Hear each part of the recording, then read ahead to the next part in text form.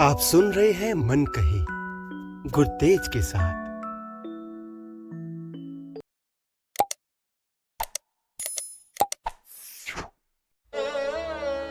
नमस्कार, मैं आपका दोस्त गुरतेज आज आपके लिए कहानी लेकर आया हूं जिसका शीर्षक है घर। दरअसल आज सुबह फेसबुक पर मैंने एक वीडियो देखी। उस वीडियो ने मुझे इतना विचलित कर दिया कि अभी स्टिल मैं मानसिक तौर पर बड़ा हिला हुआ। उसने मुझे सोचने पर मजबूर कर दिया।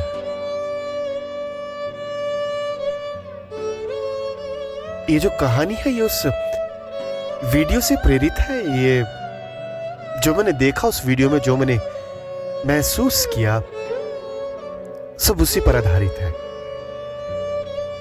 तो ये जो कहानी है, कहानी का शीर्षक है घर। अपना घर अपना होता है, कितने भी थके हों, टूटे हों या निराश हों। इसकी आगोश में आकर सब कुछ भूल जाते हैं। दुख, दर्द, निराशा, अकेलापन। मां की आगोश के बाद घर की आगोश ही सुख देती है। अगर पास घर ना हो तो अनाथ सा महसूस करते। खुले आसमान में तारों के नीचे रात और जीवन बिताना किसी भयंकर वन में रहने से कम नहीं। इसीलिए तो रोटी और कपड़े के बाद मकान आता है हमारी मुख्य जरूरतों में। इस मकान को घर बनाते हैं हमारे रिश्ते, हमारा परिवार। अगर परिवार साथ ना हो तो हम केवल वो ऑब्जेक्ट बनकर रह जाते हैं जिसे कोई भी ठोकर मारकर चला जाता है। महसूस करके देखिए कि आपके सर पर छत नहीं है और ना ही परिवार। ऐसे सोचने मात्र से ही हमारे रोंगटे खड़े हो जाते हैं। पर इस दुनिया में बहुत से ऐसे लोग हैं जिनके पास छत भी है और घर भी और रिश्ते भी, पर वो उनको पा नहीं सके। आपके पांव में कोई बेड़ियां डाल दे और कहे कि तुम आजाद हो, कैसा महसूस होगा? आपको अपने घर का केवल नक्शा और गलियां याद हो, बाकी कुछ भी नहीं। आपकी हालत कैसी होगी? आपको मां बाप, रिश्तेदारों के नाम याद है, उम्र याद है, पर शहर याद नहीं। क्या होगा आपका? आपको हर एक से उम्मीद है कि वो आपका हाथ पकड़कर घर छोड़कर आएगा।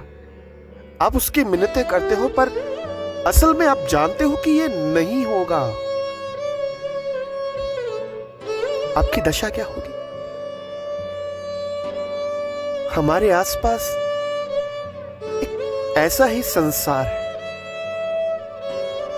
जिसे हम कभी देखते ही नहीं। शायद हम देखना ही नहीं चाहते।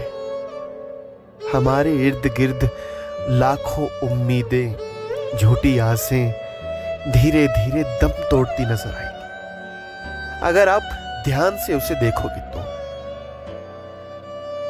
वो एक छोटी सी बच्ची जो अपने हर जन्मदिन पर अपनी मां के हाथों हलवा खाना पसंद करती थी, आज उसकी खाने की इच्छा भी खत्म होती जा रही।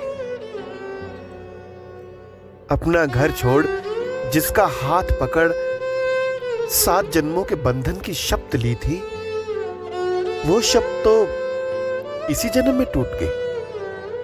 नाती पोतों से दूर, हाल कमरे में एक कोने में लगा बेड नंबर 27, वही 27 नंबर उसका अब ठिकाना है। गली मोहल्ले या पति के नाम से नहीं, बल्कि अब उसे बेड नंबर से जाना जाता है। अब भी कभी कभी छत को देखती हुई वो अपनी आंखों में बंद पानी को उस पर तरस खाकर रिहा कर देती है।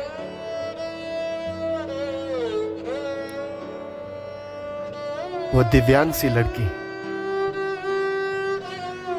जो सीढ़ियों के पास बैठी रहती है, उसमें जिंदगी की दौड़ जीतने का बहुत जज्बा है। वो कौन है, कहां से है, उसका असल नाम क्या है, किसी को कुछ नहीं पता। हाँ, बस विद्या नाम से उसको जानते हैं कुछ लोग, और ये नाम भी उसे यहीं आकर मिला था। किसी अनजान शख्स को आते देख सब उसकी ओर दौड़ पड़ती हैं, इसी आस में कि शायद वो उसकी कोई खोज खबर लेकर आया हो। अपने माँ बाप, भाई बहन, पति के लिए संदेश उसके हाथ भेजने के लिए तैयार रहती। कोई कहती है, भैया मुझे घर भेज दोगे? एक ने कहा, मेरे पापा मुझे लेने कब आएंगे? मेरा बेटा कैसा है? एक बुजुर्ग औरत ने कहा, मेरी मां को बोलना मैंने उसके लिए स्वेटर बुन ली है। ज्यादातर सवाल घर को लेकर होते हैं। कब घर लेकर जाओगे? घर कब चलेंगे? मुझे घर जाना है। घर की बहुत याद आती। बहुतों को तो अपने घर, मोहल्ले, शहर का नाम तो छोड़ो, अपना नाम तक याद नहीं होता।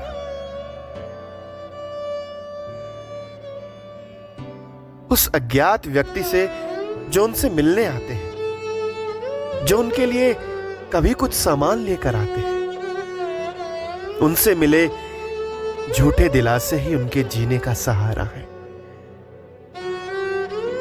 इन्हीं झूठे दिलासों के साथ अनाथ महिला आश्रम की दीवारों के बीच सब अपने अपने नंबर के बेड के ऊपर चुपचाप अपने घर जाने के सपनों की आशा को देखते हुए आने वाले कल की तलाश के लिए सो जाती है। चुपचाप वो अनाथ महिला।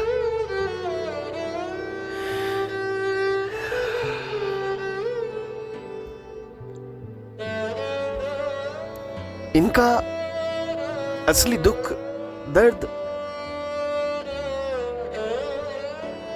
शायद हम कभी समझ ही नहीं सकते, और ना ही आई थिंक इनको किसी कविता कहानी में बयान कर सकते हैं।